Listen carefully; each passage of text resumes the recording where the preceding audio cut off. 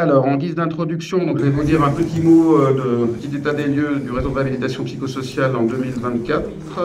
Hop.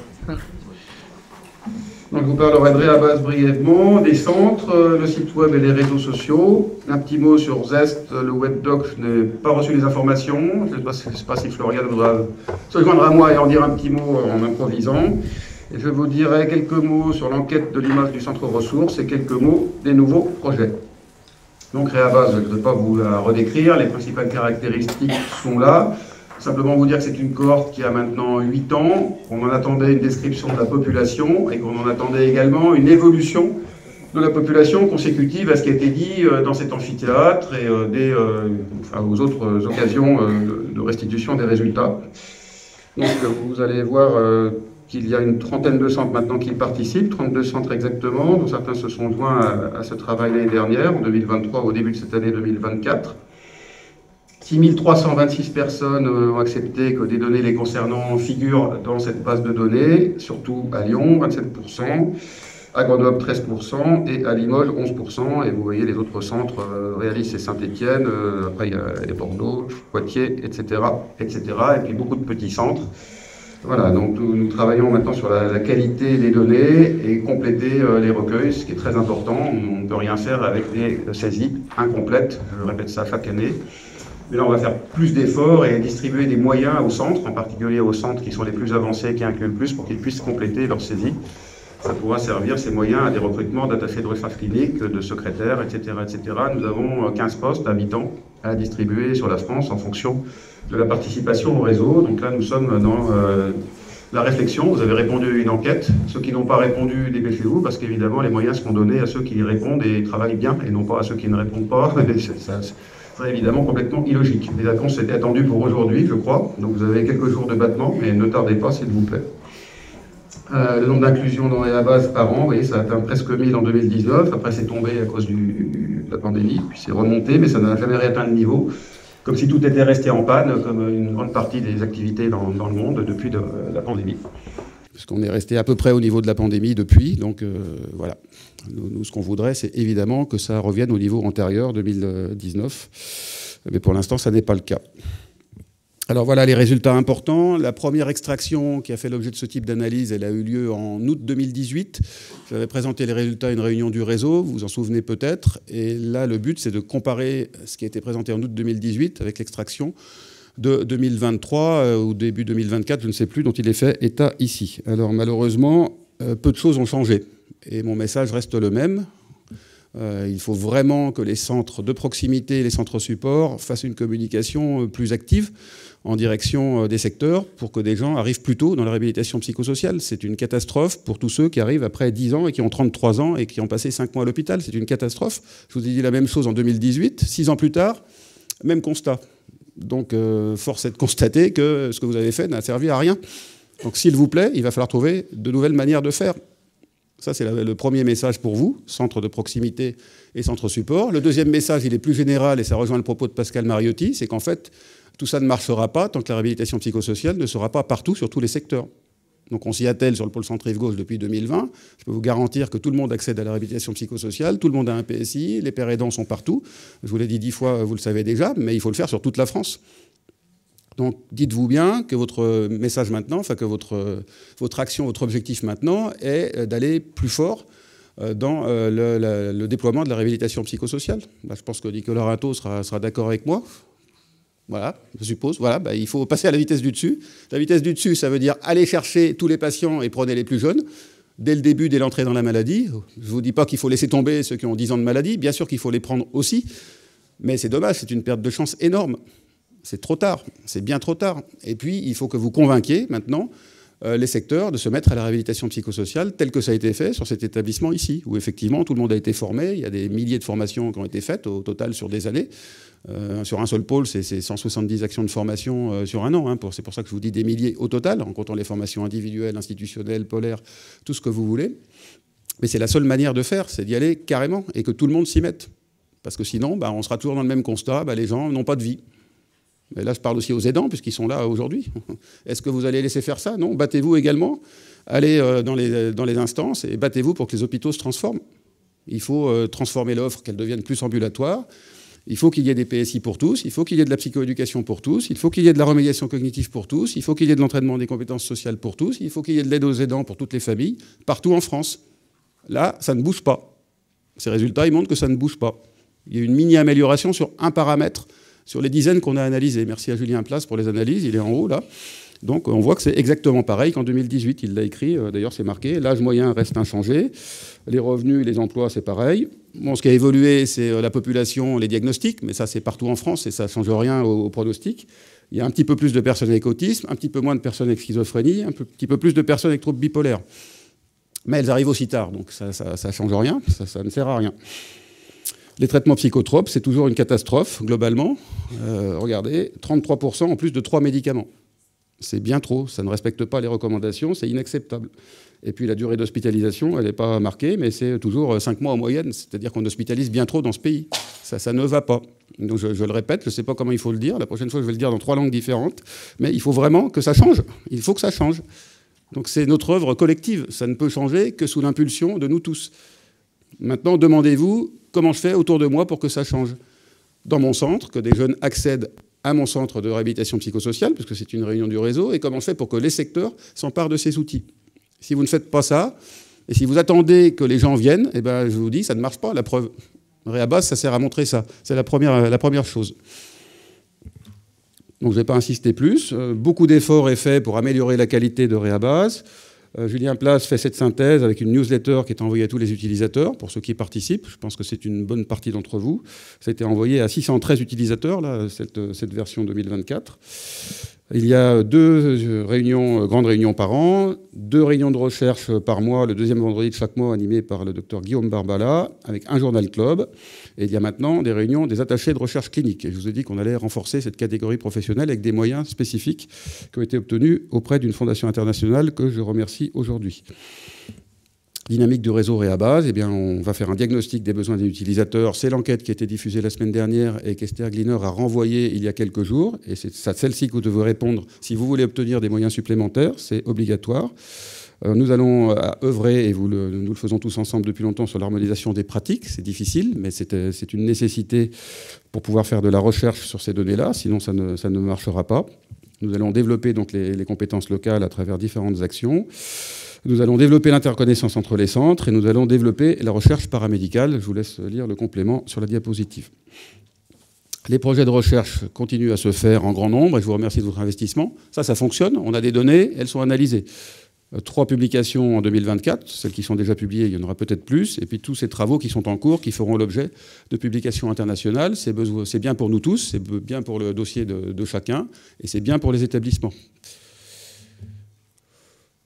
Voilà ce que je voulais dire pour Réhabase. Le message, c'est il y a quelque chose à faire concernant l'accès aux soins. Retenez ça, réfléchissez. Il n'y a pas de réponse univoque. Je ne peux pas vous dire faites comme ci, faites comme ça. Chaque centre doit se poser la question par rapport à son bassin de population, à ses partenaires, sur le type d'action qu'il faut faire. Ce n'est pas les mêmes à chaque endroit. Mais globalement, tout ce que je peux dire, c'est que ça ne bouge pas. Donc, il faut vraiment se poser la question dans chaque centre sur les actions qui sont faites. Le site du centre ressources, donc je vais vous le dire sur une des diapositives suivantes, mais je vous le dis tout de suite, il sert à valoriser chacune de vos actions. Ce n'est pas du tout un centre qui est centré sur lui, ce n'est pas un centre qui est centré sur les structures soignantes de Lyon, c'est un centre pour valoriser toutes les actions concernant la réhabilitation psychosociale, en particulier celle du réseau, en particulier celle de vos structures. Donc n'hésitez pas à faire remonter des informations, vous voyez, elle s'est bien consultée. Près de 3 millions de visiteurs depuis la création, dont sur 2024, c'est une extrapolation, 677 000. Ça fait plus de 50 000 visiteurs par mois. Donc si vous envoyez quelque chose qui est mis en ligne sur le site du centre ressources, ce sera lu. Donc ça sert à quelque chose. Faites-le, ça vous valorise et c'est bien pour la réhabilitation psychosociale. L'objectif, c'est d'arriver petit à petit à toucher le grand public. Pour l'instant, on sait qu'on touche les personnes concernées et c'est très bien. On touche les aidants et c'est très bien. On touche les professionnels. Mais si on veut vraiment changer les choses et qu'on veut obtenir une société plus inclusive, il faut qu'on arrive tous ensemble à toucher le grand public. Donc, plus vous parlez de manière simple et générale, plus le message est global et parle de santé mentale, plus ça va être facile de toucher le grand public. On parle de santé mentale et au passage, on parle de santé mentale pour les personnes qui ont des troubles psychiques sévères. Le réseau de réhabilitation psychosociale compte 107 structures. On n'arrive même pas à lire la carte, il faudra la grossir un petit peu. 14 nouvelles structures déjà référencées dans les premiers mois de l'année ou en cours de référencement. Celles qui sont déjà référencées sont citées ici. Si certains d'entre vous sont oubliés par erreur ou que les données sont sorties parce qu'une page a été supprimée par mégarde, n'hésitez pas à faire remonter l'information. Normalement, on surveille tout ça, on revient vers vous régulièrement pour les mises à jour, mais vous pouvez aussi être proactif et nous faire remonter les informations, parce que ça permet aussi à la population d'accéder aux soins et ça permet aux collègues d'avoir connaissance de ce que fait le réseau. Donc vos actions mises en avant, vous voyez, par exemple, il y a eu 1300 visiteurs sur cet article, le projet rétablissement, et 420 sur l'article offre d'emploi ergothérapeute à Marseille. Ça veut dire que les offres d'emploi sont consultées, parce qu'on a une rubrique offre d'emploi. Alors, je ne vais pas vous détailler le site, il comprend plus de 2000 pages, il est très riche, on travaille sur sa structure, on y réfléchit. Moi, j'aimerais vraiment qu'on puisse voyager de manière plus fluide. Mon rêve, c'est une intelligence artificielle qui vous accueille à l'entrée, qui vous prend par la main et qui, en fonction de vos besoins, vous emmène au bon endroit. Parce que pour l'instant, trouver le bon endroit, ça nécessite d'aller dans le petit moteur de recherche et taper le mot-clé. Le moteur de recherche ne marche pas mal. Si vous tapez tel mot, je ne sais pas, vous voulez savoir ce qu'on a fait au Bénin, vous tapez Bénin, puisqu'on a un partenariat avec le Bénin, avec d'autres pays aussi, vous tapez le mot et puis vous trouvez les pages qui s'y rapportent. Mais c'est un petit peu laborieux, donc si on pouvait avoir quelque chose de plus fluide, ce serait super. Les réseaux sociaux, ça fonctionne bien également. Ce nombre d'abonnés sur LinkedIn, sur Facebook, un petit peu moins sur Twitter, enfin X pardon maintenant, mais ça augmente chaque année. La chaîne YouTube qui fonctionne bien, c'est près de 400 000 vues au total. Là, les chiffres, c'est sur la dernière année simplement. Moi, ils ne sont pas très pertinents. Je préfère vous donner les chiffres totaux, puisque pour YouTube, c'est plutôt ça qui parle. Près de 400 000 vues au total. La vidéo sur les fonctions cognitives a été vue plus de 40 000 fois. Une des vidéos du podcast Troubles du spectre, le premier là, a été vue plus de 17 000 fois, etc., etc. Donc ça vaut le coup, c'est très consulté. Donc il y a un certain nombre de podcasts, Troubles du spectre qui comporte 14 épisodes et Graines de Réhab qui comporte 2 épisodes. Et la première saison de Graines de Réhab est consacrée aux aidants. Le deuxième épisode est consacré, par exemple, aux actions de l'équipe d'aide aux aidants du pôle centre-Rive-Gauche, 3e arrondissement de Lyon. Donc regardez-le, ou écoutez-le plutôt. L'enquête sur l'image du CRR, merci pour ceux qui y ont répondu. On a eu 258 répondants, 66 personnes concernées, c'était très important, 51 proches ou aidants en général, 187 professionnels du secteur public de ces différentes catégories affichées ici. Alors qu'est-ce que ça montre? Je ne vais pas vous donner les résultats en détail, ça sera diffusé ou c'est déjà diffusé sur le site, je ne sais pas. On va vous envoyer le lien de connexion très prochainement. Donc parmi les questions, il y avait ça. Qu'est-ce que le CRR? C'est avant tout une structure de promotion de la réhabilitation psychosociale, pour ceux qui répondent, une équipe pluriprofessionnelle au service du déploiement et un centre qui coordonne le réseau. Donc les gens savent bien à quoi ça sert. Vous voyez, ils ont répondu à près de 80% sur ces 3 questions de cette manière-là, de manière positive. Il y avait une partie qualitative qu'on verra brièvement ensuite. Pour vous, le CRR, c'est quoi? Une structure de promotion et de diffusion de pratique des outils, de coordination, de centralisation, avec des actions de lutte contre la stigmatisation, des formations, l'actualité de la réhab, la ressource. Donc ça, vous le savez déjà, c'est ce qu'on fait et ça permet de confirmer qu'on est bien repéré. Alors ensuite, ce que souhaitent les gens, le niveau d'importance qu'ils attribuent aux missions suivantes, c'était pratiquement le même niveau de réponse pour les personnes concernées et les professionnels. C'est pour ça que j'ai enlevé les diapos qui distinguaient ces 2 catégories, puisque c'était pour pas alourdir le propos. Donc le plus important pour ceux qui ont répondu, c'est d'informer sur ce qu'est la réhabilitation psychosociale et son actualité, 80%, de lutter contre la stigmatisation, près de 80%, et d'accompagner la transformation des pratiques en psychiatrie. Ça veut dire qu'on va mettre beaucoup d'ardeur dans ces 3 domaines-là, puisque c'est ce qui est demandé par les répondants. Quel serait votre intérêt pour les services suivants? Donc des contenus pédagogiques pour la réhabilitation psychosociale. Donc là, on est sur des projets. C'était important pour nous pour savoir ce qu'on va prioriser. Donc 80% demandent des contenus pédagogiques sur la réhabilitation psychosociale. Le MOOC qui va être mis en ligne à la fin de l'année pour ces 3 premiers modules et les 3 prochains l'année prochaine répond à ça. Et puis il y aura d'autres contenus pédagogiques qui seront mis en ligne. Si vous fouillez la rubrique Se former, vous verrez qu'il y a déjà beaucoup de choses, y compris des journées pour les internes, les diapositives qui servent de support à toute formation à la réhabilitation psychosociale, qui sont mises en ligne, mises en forme et mises en ligne et accessibles sans contrainte, et que vous pouvez utiliser. Il faut simplement citer la source. Au départ, c'est ce qui est utile pour former les secteurs ou les centres de proximité, donc ce qu'utilisent les centres support. Mais au fond, n'importe qui peut les utiliser. Ce qui est demandé ensuite, c'est la veille bibliographique qui est faite par un collectif sur le site de l'AFRC, qui est le site partenaire du centre ressources, qu'il faut relancer. Une des responsables, c'est le professeur Sellard, qui est professeur de psychologie à l'Université Laval, qui me disait qu'elle souhaitait réinvestir ça de manière plus active, mais il faut qu'elle soit entourée. Donc n'hésitez pas à l'aider et à vous reporter volontaire. Et puis ensuite, les cycles de conférences en ligne, ça, on va s'y atteler également. Autres attentes, idées et remarques. Alors j'ai simplifié un petit peu la formulation, je n'ai laissé qu'une partie des réponses. Sinon, c'était vraiment très riche et on va évidemment s'emparer de tout ça. Donc on a des remarques déjà positives, je vous laisse les lire, qui sont en rouge, entre guillemets. Ça, j'ai laissé les formulations initiales en haut. Et puis en bas, c'est ce que souhaitent effectivement les répondants, améliorer la communication et les partenariats et renforcer le réseau. Donc une meilleure présentation du CRR et de ses membres. On avait fait un petit document pédagogique qui a été mis en ligne, je ne sais pas s'il a été vu, il y a quelques mois, peut-être qu'on peut le remettre en avant. Développer des actions coportées par le CRR et d'autres structures, promouvoir le rétablissement avec d'autres structures, c'est un peu la même chose. Communiquer sur la réhabilitation psychosociale avec des acteurs de soins non hospitaliers, donc c'est aller vers le médico-social, le social, la population générale, ça répond à ce que je disais tout à l'heure. Intégrer l'expertise des orthophonistes, excellente idée, on a peu d'orthophonistes dans le réseau. Fédérer les neuropsychologues des centres supports, intégrer les centres de proximité dans plus de projets de recherche, permettre aux usagers de participer, ça c'est une demande des personnes concernées, de trouver des budgets pour qu'ils puissent aller au congrès. Bon, là, on le voit au congrès Réhab, on a une personne concernée qui participe à une table ronde. C'était un petit peu compliqué. C'est une question de procédure administrative, de mission. Si on peut aider sur ça, on le fera volontiers. En tout cas, c'est la demande qui a été faite. Permettre aux centres de proximité de créer des postes de père aidant. Je suppose que c'est ça qui est marqué dessous, si je me souviens bien. Aider les ARS à favoriser la transformation. Je ne sais pas si c'est quelqu'un d'une ARS qui a répondu. Et puis valoriser les pratiques des centres référents, échanger avec eux sur les nouvelles recommandations. Donc il y a beaucoup de choses, je ne vais pas tout lire, ce serait trop long, mais vous aurez accès à ça en ligne. Développer l'accessibilité de la réhabilitation psychosociale, développer les services, améliorer l'implication des personnes concernées, et on y est extrêmement sensible. Vous voyez, c'est pour ça qu'on a aussi fait l'expérientiel ce matin. C'est évidemment extrêmement important pour développer la pertinence de tout ce qu'on fait dans le domaine de la réhabilitation psychosociale. Mais il faut savoir comment faire pour associer correctement, de manière pertinente, les personnes concernées. Que ça leur convienne, évidemment, avant tout. Développer les formations, donc il y a tout ce qui est noté là, avec de nouvelles catégories à former, selon les demandes qui sont faites ici. L'enquête a aussi abouti à plusieurs choses.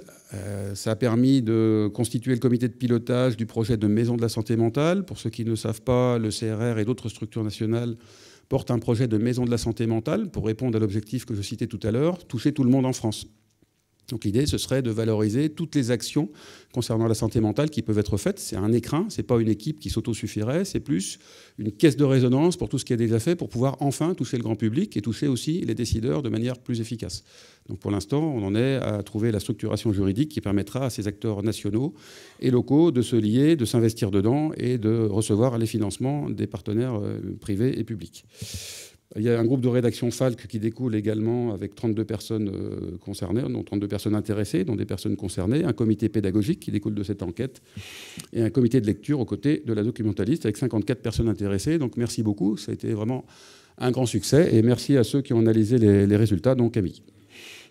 Les nouveaux projets pour terminer, qui sont financés pour une bonne partie par des fondations internationales, Fondation IF, Fondation Herrier, il y a également la Fondation de France, la Fondation ESIO, qui nous soutiennent. Ça permet vraiment d'amplifier, enfin de décupler notre action, avec promotion des programmes d'aide aux aidants. Là, on est dans la thématique de la journée. Ça, c'est co-construit avec Romain Ray, donc ce sera en particulier les programmes Bref et Léo qui seront mis à l'honneur. Il y a également eu de l'argent pour l'implantation d'espaces sensoriels dans les hôpitaux psychiatriques, en particulier l'hôpital du Vinatier. Il y a également de l'argent pour rendre le site du CRR plus inclusif, avec une partie des pages en Falk. J'aimerais aussi qu'on en profite pour remettre les pages en anglais qu'on avait auparavant. C'est important pour l'international, je le redis publiquement.